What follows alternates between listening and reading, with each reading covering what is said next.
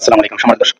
দেশ এবং দেশের বাইরে থেকে যারা আমার পর্যন্ত ভিডিও দেখেন এবং আজকে অনেকে যারা নতুন ফলোয়ার আছেন স্পেশালি ফলো করে দিবেন, যদি চ্যানেলটাকে দেখেন চ্যানেলটি সাবস্ক্রাইব করে দিন, বেল আইকন প্রেস করে লাইক কমেন্ট শেয়ার করতে ভুলবেন না, ওর সাথেই থাকবেন। আজকে আমি নিয়ে চলে আসলাম পুরো চলে ফেলছি, আমার সবুজ বাকল পুরোটা চলে ফেলছি, চলে ফেলে এবার পিস পিস করছি, একবার লম্বা লম্বা আর্ডারে পিস পিস করছি। এবার এটা যে পুই বা বিচি যেটা বলে ওটাকে ফেলে দিলাম, পিসটা ফেলে দিচ্ছে সবগুলো একটা বাটিতে।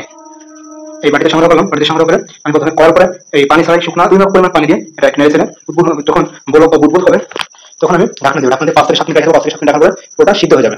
তখন আমি এই ম্যাশটা দিয়ে ম্যাশ করতে থাকবো, ম্যাশ করতে দেখেন আলু সুন্দর করে মিশাচ্ছি একবার। এই দেখেন কয়েকদিন আলাদা করলাম করে তেল, সরিষা তেল দিলাম 1 মাপ পরিমাণ, 1 কাপ পরিমাণ সরিষা তেল দিচ্ছি। সরিষা তেল দিয়ে এটা আমরা নাড়তে থাকবো, অনবরত নাড়তে থাকবো। আর চুলার জালটা মিডিয়াম ফ্লেমে দিয়ে রাখবো, নাড়তে নাড়তে নাড়তে নাড়তে মোটামুটি উপরে দেখেন উপরে বরফ শুরু হয়েছে, এর মধ্যে আর 1 কাপ পরিমাণ দিয়ে দিলাম, দিয়ে এবার নাড়তে থাকবো।